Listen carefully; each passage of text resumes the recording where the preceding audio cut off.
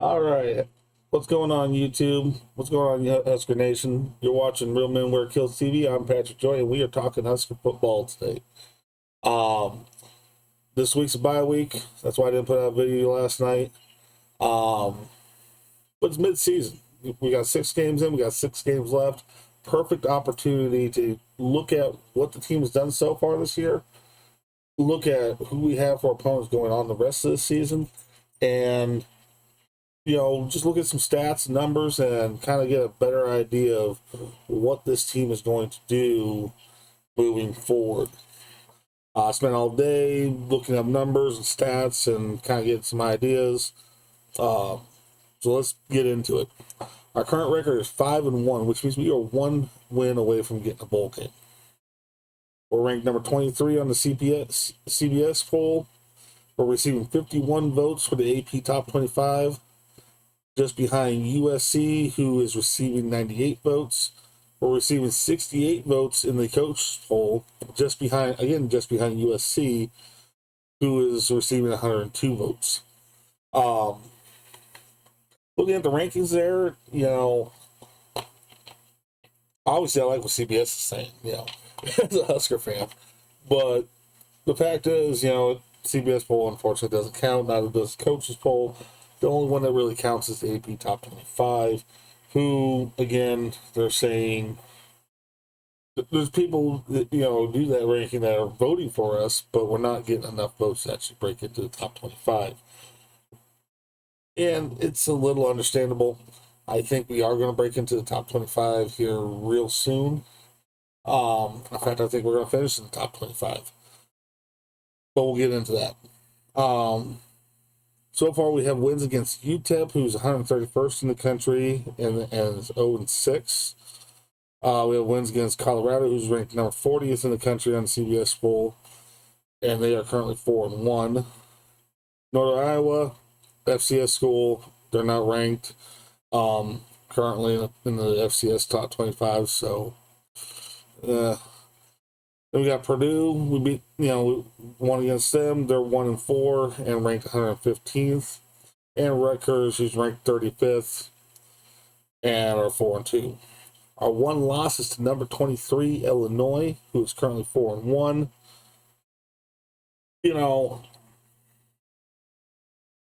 I look back at these games and whatnot that we won, and one of the biggest things that stands out is we have a team that knows how to get out a win in a close situation. Honestly, I thought we were going to beat Illinois. I was wrong, but you can't get them all. Illinois is looking a lot better now. I thought they were going to be, coming into this season. And honestly, they're probably ranked about where they should be. Looking at the stats so far, let's talk about our true freshman quarterback, Dylan Raiola. He has a passing completion percentage of 66.7%. He has passed for a total of 1,345 passing yards for 9 touchdowns, but he has thrown 3 interceptions. But you're going to be, live by the sword, play by or die by the sword. You're going to be passing. Interceptions are going to happen, and only 3. That's not bad. He has attempted to rush 19 times for a total of negative 78 yards, averaging negative 4.1 yards per carry. He's not a rushing quarterback. We knew this going into the season, and he's a passing quarterback. So those numbers, I wouldn't really worry too much about them. Our top rushers. Let's talk about our top rushers here. We have, I think, the top 5 going down the list. As far as stats goes, we have Dante Dowdell with 334 yards of rushing and 5 touchdowns. We have Emmett Johnson with 207 yards of rushing and 1 touchdown. Ramir Johnson with 147 yards, no touchdowns. Ja'Cory Barney Jr. with 104 yards of rushing and 2 touchdowns. And rounding out the top 5, we have Gabe Ervin Jr. with 37 yards and 2 touchdowns. We got some great running backs, receivers, and tight ends that, are able to take handoffs and rush. They're able to run out and do routes. We got a great core there, and it sounds like we got a new recruit coming in next season that's going to be even better at running back than what we have already. So be looking for that.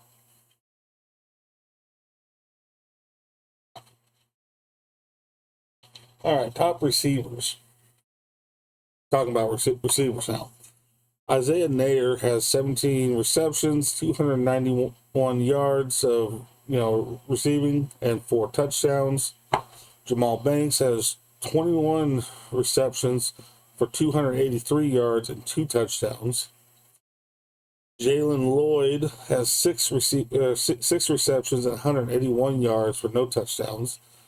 Ja'Cory Barney Jr. 19 receiving yards or receptions and 149 yards. And Ramir Johnson 16 receptions and 146 yards for 1 touchdown. That's not bad. That's, for the amount we pass versus the amount we run, that's not bad. That's not bad at all. Then our top scorers, we have Dante Dowdell with 5 rushing touchdowns and 0 receiving touchdowns. Isaiah Nayer with 0 rushing touchdowns with 4 receiving touchdowns. Gabe Ervin Jr. with 2 rushing touchdowns and 0 receiving touchdowns.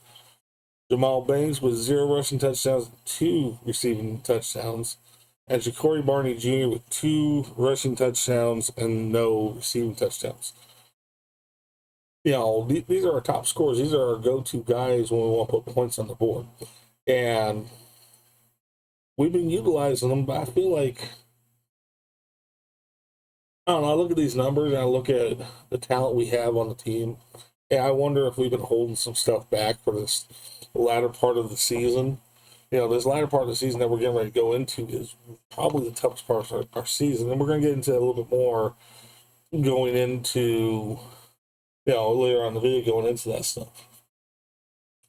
When you look at these offensive numbers, and there's definitely some interesting things at play here. Overall offense passing, we have a 67.4% completion rate for passes. We've passed for 1,455 yards and 9 touchdowns with 3 interceptions.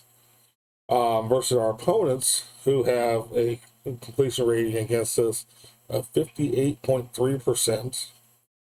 They've only been able to get 1,130 yards passing against us, only 8 touchdowns, 7 interceptions our opponents have thrown against us.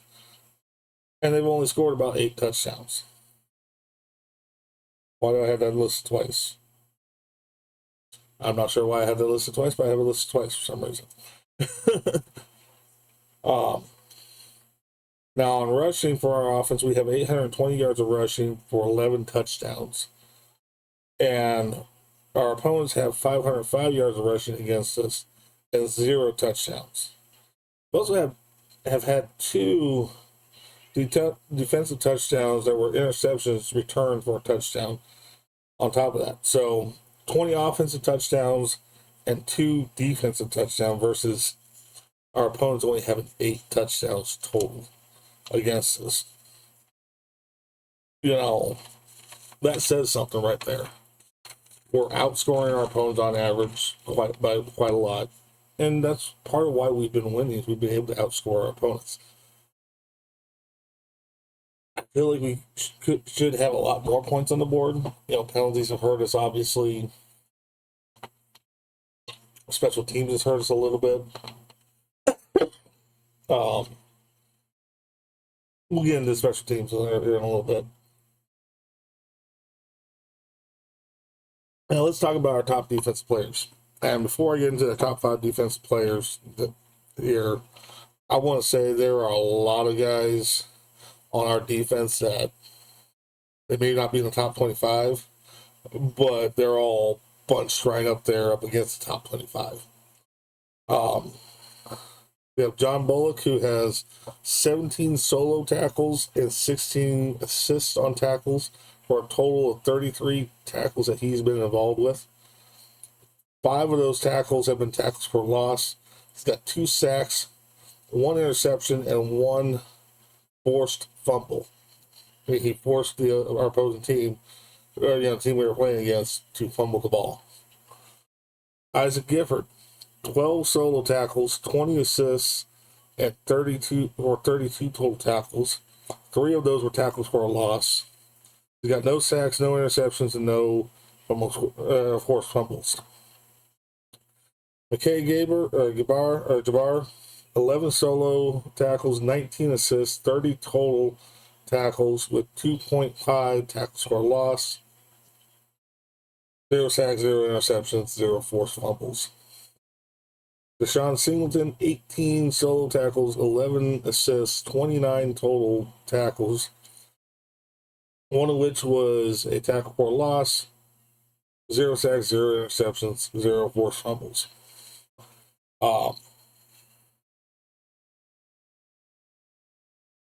Then we have Malcolm Hartzog Jr., 16 solo tackles, 6 assists for a total of 22 tackles, 0 which were tackle for loss, 0 sacks, 2 interceptions, and 0 fumbles, or forced fumbles.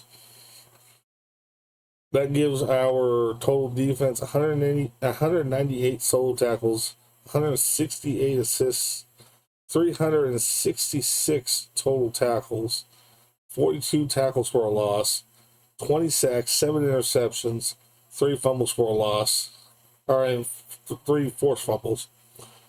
Versus our opponents, who have gotten 273 solo tackles, 150 assists, 287 total tackles, 29 tackles for loss, 12 sacks, 3 interceptions, and 4 forced fumbles.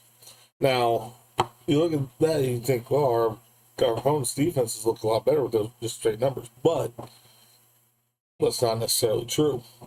That shows me right there that Nebraska has consistently beaten our opponents in time of possession, giving our opponents more opportunities to tackle.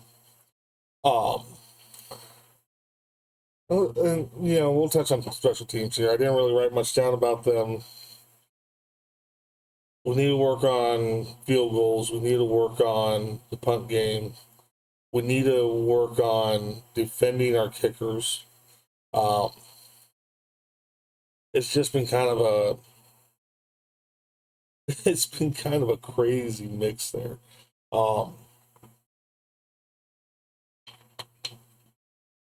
The fact is, Nebraska should be looking a lot better than it does right now on paper. I feel like we've underutilized some of our potential as far as some of our talent goes. I think that's largely because I think we've been holding back. The first half of our schedule is pretty easy. And we're getting ready to talk about the second half of our schedule, which is definitely more significantly difficult than our first half. I feel like they've been holding some stuff back. At least that's what I'm hoping that's the case. But we'll see. So looking forward, next week we have Indiana, and we will be facing Indiana at 6-0. I haven't been tracking in today's games. Just a quick caveat: I haven't tracked any of today's games, because I was busy looking up the current stats. So some of these, numbers may be a little bit different as far as wins and losses go. Indiana did not play today. They are 6-0. We are facing them in Indiana. But let's look at who they played so far. Because I think that's kind of telling, because I feel like it's been kind of a weak schedule for them in their first half. And I think that 6-0 might be a little deceptive. Week 1 they had FIU, who they beat 31-7. Sorry, but Florida International, they're not that good. Winning 31-7. Yeah, they won, but how impressive is that? Western Illinois, they beat 77-3. It's a little more impressive, a little more, okay, yeah, that's how they should have done it. But again, Western Illinois, I believe they're an FCS school. I didn't see them anywhere on the FBS stuff, so I'm assuming they're FCS. And then they played UCLA, which I thought was going to be a much better team this year. I'm sorry, but I thought they were. They're not. They beat UCLA 42-13. Then they took on Charlotte again, another meh team. They beat them 52-14. Maryland they beat 42-28, and Northwestern they beat 41-24. Maryland's not that impressive this year. Neither is Northwestern. I'm sorry, but their schedule so far has been pretty weak. In fact, I would venture to say that Nebraska is probably the toughest team they've played so far. Their first real test is going to come up against Nebraska. I think it's going to be a close win. We've had a fairly easy schedule first half of the season too. Not as easy as theirs, which leads me to think that maybe we're going to do a little bit better. After Indiana, we got Ohio State. They're currently 5-0, though I know they played Oregon tonight. I don't know how that game went, so they might have a loss under their belt. They might not. Either Oregon or Ohio State's going to has a loss now, I'm sure, because they're both undefeated, and yeah, one of them's going to have a loss. In fact, I think that was considered today's game of the week or whatever. But who have they played so far? They played Akron. Nice warm-up game for them. They won 52-6. Western Michigan, another warm-up game. They won 56-0. Marshall, they beat 49-14. Michigan State, 38-7. Iowa, 35-7. They haven't had that tough schedule, but you look at the numbers they put up, and you go, okay, this is a really good team that we're dealing with here. I'm putting it down to the loss, but I'm thinking it's going to be really, really close. I'd love to see Nebraska win. Anything happen on any given Saturday, but Ohio State is really good this year, and it's going to be a tough order just to keep it close. I don't think Nebraska's quite on that level yet. I think we're getting close, but we're not quite there yet. Then after that, we got UCLA, first of both California teams this year. We're playing UCLA is first. It'll be our next home game. UCLA is 1-4. Don't know if they played today, what the score was. Excuse me. But they are 1-4. Their games so far, they beat Hawaii 16-13. That is an underwhelming score for that game.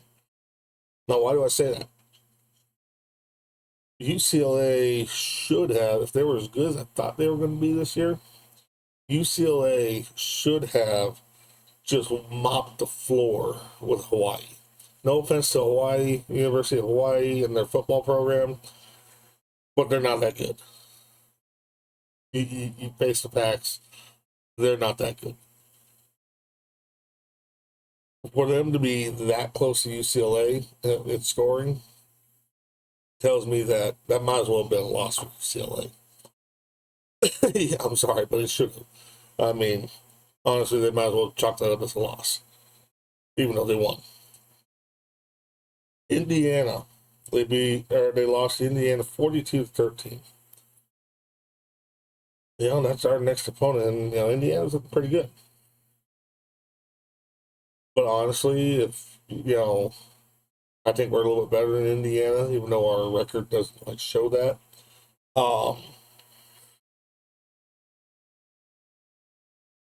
Honestly, that doesn't bode well for UCLA.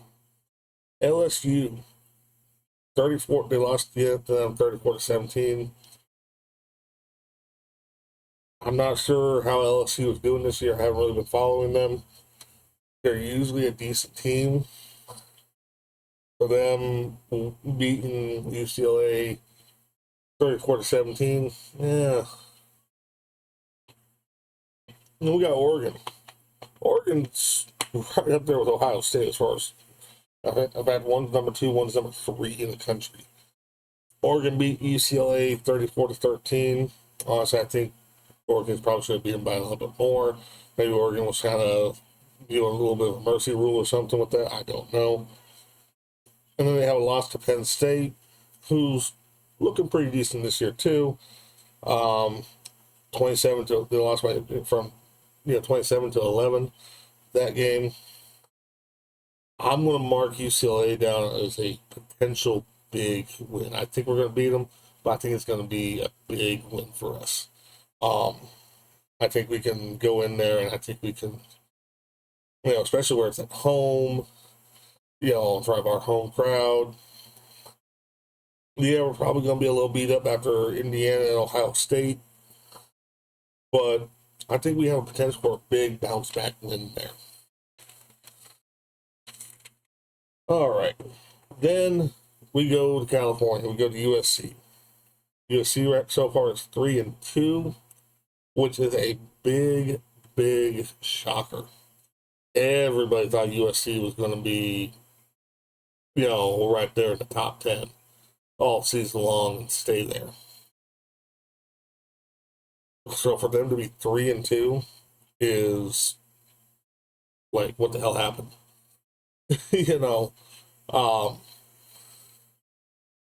Definitely looking a little bit better than UCLA. So who have they played so far? Well, they opened up against LSU and won 27-20. Then they took on Utah State and blew them out of water 48-0. Probably could have scored a few more, but I'm sure they were just managing the clock there towards the end. Michigan, they lost 27-24. Wisconsin, they won 38-21. Minnesota, they lost 24-17. I think it's going to be a win, but I think it's also going to be instant classic. The reason I say I think it's going to be instant classic is Nebraska and UCLA, USC, whenever one of those two teams plays Nebraska, is always something special. And I think we're going to see that again. I really do. I really think we're going to see something special there. And I think USC is the California team is actually going to be able to do it. And now that we're in the same conference, I think we're going to see a lot more of those collisions between Nebraska and these two California teams. And, I'm looking forward to it. I am looking forward to it. Now, this game is at USC, but we've Nebraska has beaten USC in the past at USC.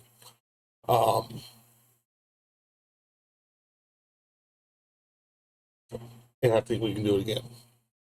Granted, it's a different USC, it's a different Nebraska, but it's still USC versus Nebraska. Then after that, we got a home game against Wisconsin, who is currently 4-2. I think it's going to be a little bit tougher game than the California games will be. So far, they have faced Western Michigan with they won 28-14. South Dakota, they beat 27-13. Alabama, they beat 42-10. While we're on the subject of Alabama, how did you lose to Vanderbilt? How? One of the worst teams in the SEC just beat you. How does that happen? I'm just saying. Then they lost to USC 38-21. They won against Purdue 52-6. And they beat Rutgers 42-7. You know, I say this is a tough but winnable game. I expect it to be close.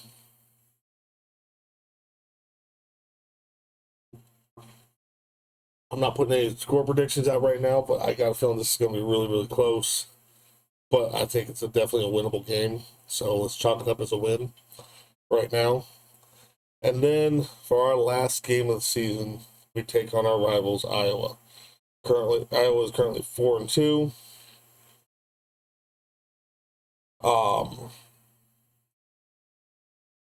They're looking moderately okay.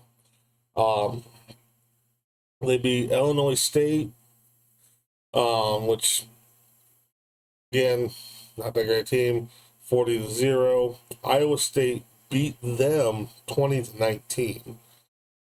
Troy, they lost to Troy. They beat Troy 38-21. Then they took on Minnesota, where they won 31-14. They lost to Ohio State 35-7, and they beat Washington 40-16. Again, I feel like this is a tough but winnable game.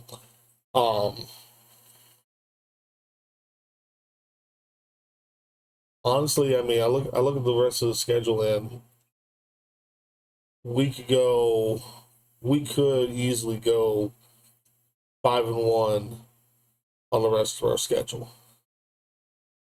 The only game I see as a high likelihood of a loss is Ohio State, just because Ohio State is dominant this year. Then again, depending on the results of the Oregon game, maybe they fall off a little bit. I don't know. I don't see that. I think I see them bounce back if they did lose. If they won, well then yeah, it's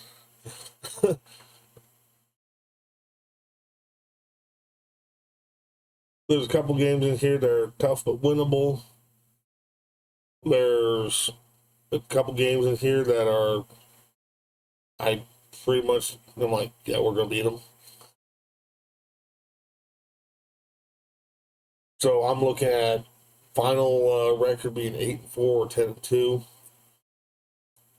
If we're 10-2, I see us finishing in the top 25, possibly somewhere between 14th and 12th in the country. If we do finish 12th in the country, I don't see us get past the first or second round of the playoffs. If we get beyond that, awesome, but I don't see it. If we finish 8-4, I see us finishing somewhere in the top 16. But probably not in the playoffs. But then again, crazy things can happen. Crazy things can happen. I think we get a decent bowl game this year. I think, if we don't make it to the playoffs. But keep in mind, this is still a rebuilding year. There's only season 2 with Matt Rhule. And Matt Rhule does have a proven track record of vast improvements each year he's there until they're consistently at least in the conversation. I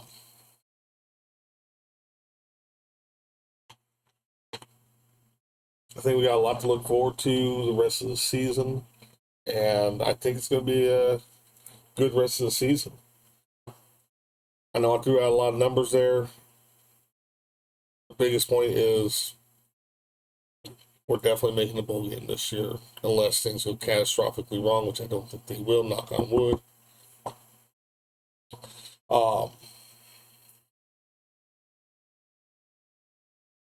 Yeah, like I said, I think it's going to be a great rest of the season. I think we're going to have a lot of fun rooting for the team and talking about it afterwards.